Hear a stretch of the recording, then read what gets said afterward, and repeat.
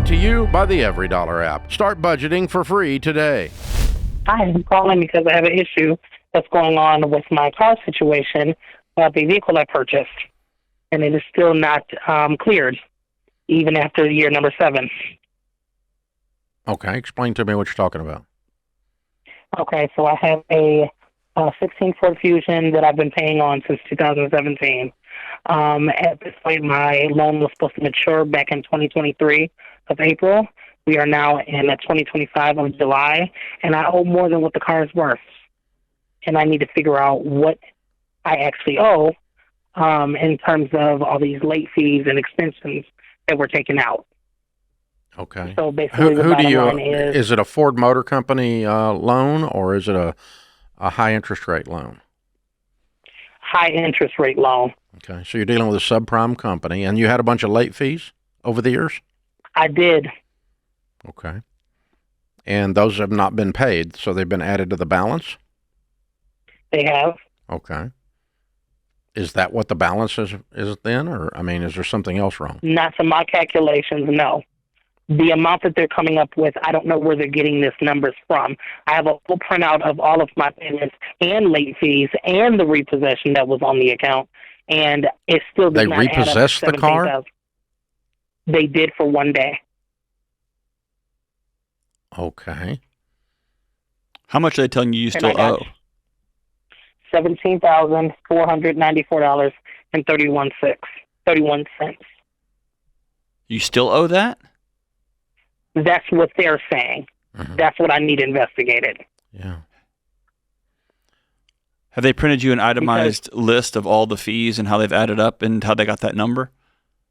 Not how they're added up, but they did print all the payments and the fees so far, but I believe there is some missing because the information that I received from the company themselves, calling them numerous times to try to get information, I came up with numbers on my own with the printout that I've been asking for over 3 months, and I just finally got it. Yeah, but they're not giving you a printout of what you actually owe. Correct.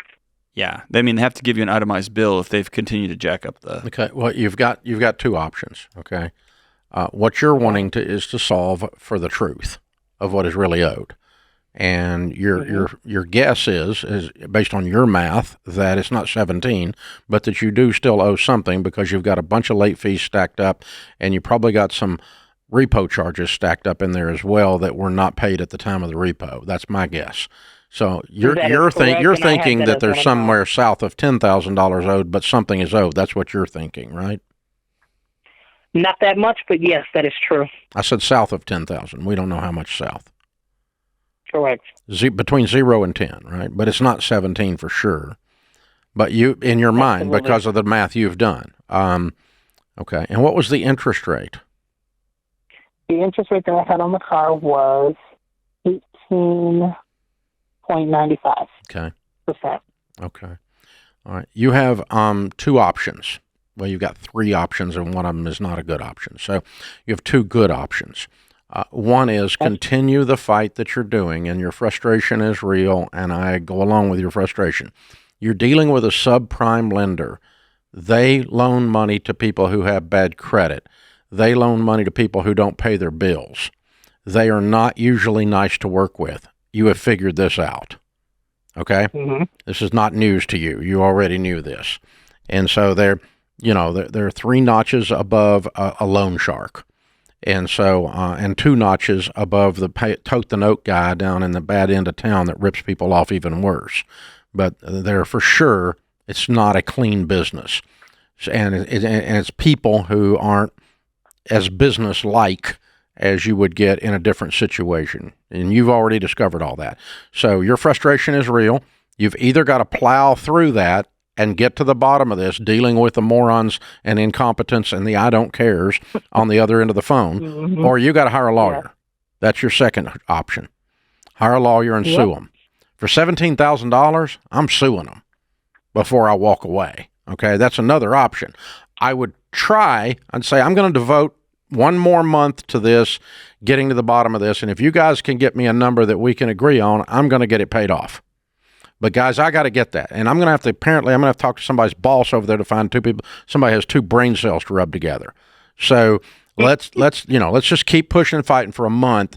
If you can't do that, then you say at the end of a month, if I can't get you guys to get to the bottom of this and together we figure out what is really owed and why and come to agreement on that so I can get this paid, then I'm going to hire a lawyer and I'm going to sue you. Okay? Understood. And if that doesn't work, the third option, which is not a good option, is toss them the keys. Tell them to come. Yes. Yeah, tell them to come get it and sue me. Good luck with that, because I'm going to countersue you. And we'll see how that repossession thing goes. You're going to get nothing if you do that, people. And so I can do that. But I don't want you to do that because two things happen. One is you further destroy your credit, and two is you lose control of the amounts and you start having to negotiate based on their weird numbers, not real numbers. And how about just the fact that I just want my car? I've been paying on it all this time. Well, that's and fair. I want to keep it. That's fair. Mm-hmm. But you don't want that car for $17,000. Absolutely not, because it's not even worth that. I got that. I don't want that. So there is a point at which I don't really want this car, that the principle doesn't matter. Okay? The principle of the thing doesn't matter, not the principle of the loan amount. Now, last question, or last point to be made. I want to make real sure, because when I do something like this, and I've done stuff as dumb or dumber than you did when you bought this car at 18 freaking % interest rate, have you learned your lesson? Are you ever going to do this crap again? No, Dave. Absolutely I'm going to not. pay cash. That's right. Okay. Yes, Dave. Thank you. Love you, darling. Thank you for calling. Wow. Because let me tell you, if you do 18% interest, it's because you were scared. Oh, yeah. And you think there's anything else life. There was no way. No. You feel trapped. No way. These things come out of your mouth that are not true. And you start making these absolute fatalistic statements. I've been there. I was forced, like they had a gun. Had to get a new car. I had to get a car. And let me just tell you, there's two dumb things in this. A Ford Fusion and 18%. These are two dumb things in one sentence right here. Unbelievable. Yeah, I'm surprised that dadgum thing lasted 7 years. Yeah. But, oh, my God, what a piece of crap of a car.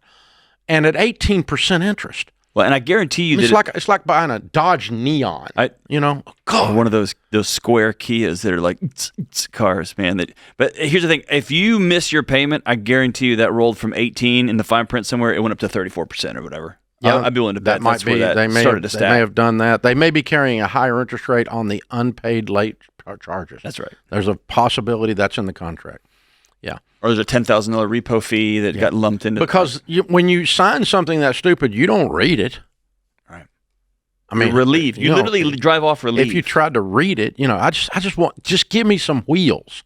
I got to get to work. This other one keeps breaking down. It's a piece of crap, and it's costing me so much. And it costing you nothing like Ford Fusion 18% money. I'm just saying. That's some serious money right there. And so, oh my God. What a mess. Bless your heart. I've been there. Guys, when you do something stupid, here's the thing. Doesn't mean you're stupid. It means you did something stupid. I've done stupid with zeros on the end. I've got a PhD in DUMB. The trick is, my goal has always been, and it's worked real well for me, is don't do the same stupid thing again. At least learn from it, in other words. Now, I might do new stupid stuff, but I've got a whole list of things that I don't do anymore. And not doing all of those things has helped me become wealthy. Just all the stupid stuff I used to do that I don't do anymore. Right. Just I don't do that. And I don't do that. Why? I don't really have to explain it. I don't do that. We don't do that. We don't do that. Nope, we don't do that. 100% of the time we tithe to our church. 100% of the time we don't borrow money. 100% of the time Dave and Sharon are in agreement before we buy something. Because when I do something without my wife's agreement, she does something without my agreement, we do stupid stuff. And so these are basic things that I've learned over the years. And that's why we have this show, to help you guys do them. Create your free every dollar budget today, the simplest way to budget for your life.